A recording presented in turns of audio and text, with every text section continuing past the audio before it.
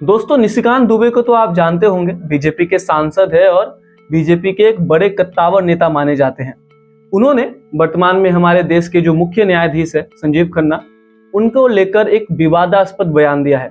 उन्होंने कहा है कि देश में गृह युद्ध के लिए देश के मुख्य न्यायाधीश संजीव खन्ना जिम्मेदार है। दोस्तों, दरअसल बात यह है कि संसद में पारित हुए एक बिल यानी वक्फ संशोधन बिल 2025 को लेकर सुप्रीम कोर्ट में सुनवाई चल रही है। जाहिर है मामले को लेकर पूरे देश में राजनीतिक अपने चरम पर है। संशोधन बिल जो है वो अब कानून बन चुका है, लेकिन कानून बनने के बाद भी इसे अभी लागू नहीं किया जा सकता। इसी सब को लेकर निशिकांत दुबे बीजेपी के सांसद ने देश के चीफ जस्टिस ऑफ इंडिया पर निशाना साधते हुए अपना गुस्सा निकाला है।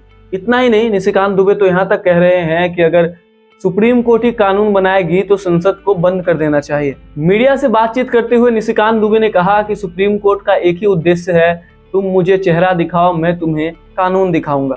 वे आगे कहते हैं कि सुप्रीम कोर्ट अपनी सीमाओं से परे जा रहा है और अगर हर चीज के लिए सुप्रीम कोर्ट जाना पड़ रहा है तो संसद को बंद कर देना चाहिए। उन्होंने कहा, अनुच्छेद 377 जिसमें समलैंगिकता को बहुत बड़ा अपराध माना गया था, ट्रंप प्रशासन ने कहा है कि इस दुनिया में केवल दो लिंग है, या तो पुरुष या महिला, चाहे वो हिंदू हो, मुस्लिम हो, बौद्ध हो, जैन हो या फिर सिख हो।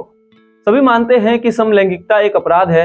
एक सुबह सुप्रीम कोर्ट ने कहा कि हम इस मामले को खत्म करते हैं। अनुच्छेद 141 कहता है कि हम जो कानून बनाते हैं, जो फैसला देते हैं, वे निचली अदालत से लेकर सुप्रीम कोर्ट तक लागू होते हैं।